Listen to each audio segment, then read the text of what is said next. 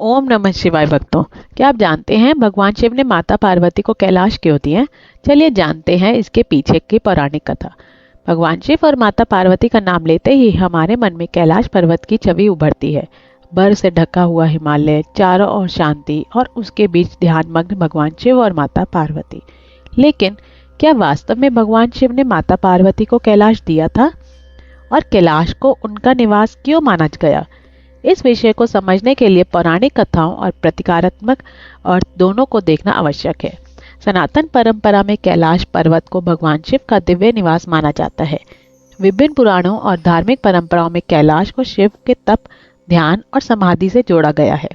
भगवान शिव का स्वरूप राजमहलों और भौतिक वैभव से अलग है। वे योगी हैं, इसलिए उनका निवास भी प्रकृति के बीच संसार के चकाचौंध से दूर माना गया है। माता पार्वती हिमालय की पुत्री थी। उनका जन्म ही पर्वतीय वातावरण से जुड़ा हुआ था। इसलिए शिव और पार्वती का कैलाश पर निवास शिव और शक्ति के प्राकृतिक और आध्यात्मिक मिलन का प्रतीक बन गया। यह कहना अधिक उचित होगा कि माता कैलाश को शिव ने पार्वती को कोई साधारण संपत्ति की तरह दिया नहीं था, बल्कि कैलाश उनका संयुक्त दिव्य निवास के रूप में परंपरा में प्रतिष्ठित हुआ। कैलाश केवल एक पर्वत नहीं, बल्कि भारतीय आध्यात्मिक कल्पना में शांति और तपस्या का प्रतीक है। भगवान शिव को अक्सर ध्यान में लीन दिखाया जाता है। हिमालय का शांत और एकांत वातावरण उनके योगी स्वरूप को अनुकूल माना गया है। माता पार्वती के साथ उनका निवास यह भी बताता है कि गृहस्थ जीवन और आध्यात्मिक जीवन एक दूसरे के विरोधी नहीं है। शिव कैलाश पर रहते हुए भी योगी और पार्वती के साथ परिवार का जीवन भी जीते हैं। शिव को चेतना और पार्वती को शक्ति का प्रतीक माना जाता है। कैलाश इन दोनों के मिलन और प्रतीकात्मक स्थान बन जाता है। शिव बिना शक्ति के निष्क्रिय चेतना है और शक्ति बिना शिव के अपनी पूर्ण अभिव्यक्ति नहीं कर सकती।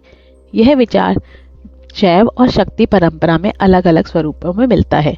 इसलिए कैलाश पर्वत शिव का निवास नहीं, बल्कि शिव और शक्ति की एकता का प्रतीक भी माना जाता है। कैलाश का सबसे बड़ा संदेश है, बाहरी ऊंचाई से अधिक महत्वपूर्ण आंतरिक ऊंचाइयां हैं। पर्वत जितना ऊंचा होता है, वहां पहुंचने के लिए उतनी ही कठिन यात्रा करनी पड़ती है। इसी प्रकार आत्मज्ञान की यात्रा भी आसान नहीं होती। मनुष्य को अपने भीतर के अहंकार, भय, लोभ और अशांति को ऊपर तक उठाना पड़ता है। भगवान शिव का कैलाश पर ध्यानमग्न रूप स्वरूप हमें यह प्रेरणा देता है कि जीवन की भागदौड़ के बीच भी उनके भीतर एक ऐसा स्थान बनाना चाहिए जहां मन शांत रह सके। कैलाश पर माता पार्वती की उपस्थिति इस बात का सुंदर प्रतीक है कि आध्यात्मिकता का अर्थ संसार से भाग जाना नहीं है। शिव योगी हैं और वैराग्य के प्रतीक हैं, जबकि माता पार्वती प्रेम, परिवार और शक्ति का प्रतीक हैं। दोनों साथ मिलकर बताते हैं कि मनुष्य आध्यात्मिक जीवन जीते हुए भी अपने परिवार और जिम्मेदारियों को निभा सकते हैं। इसलिए शिव पार्वती का कैलाश निवास भारतीय परंपरा में आदर्श संतुलन जीवन का प्रतीक माना जाता है। कैलाश पर्वत को केवल हिंदू धर्म के पवित्र नहीं माना जाता, यह बौद्ध और जैन परंपराओं में भी अत्यंत महत्वपूर्ण धार्मिक पर्वत माना गया है। हिंदू परंपरा में इसे भगवान शिव का निवास माना जाता है। कैलाश हमें सिखाता है कि वास्तविक शांति किसी महल या संपत्ति में नहीं, बल्कि मन की स्थिरता में है। भगवान शिव और माता पार्वती का कैलाश पर निवास हमें याद दिलाता है कि जीवन में योग और परिवार, तपस्या और प्रेम, शक्ति और शांति, इन सब का संतुलन संभव है। हर हर महादेव। जय माता पार्वती।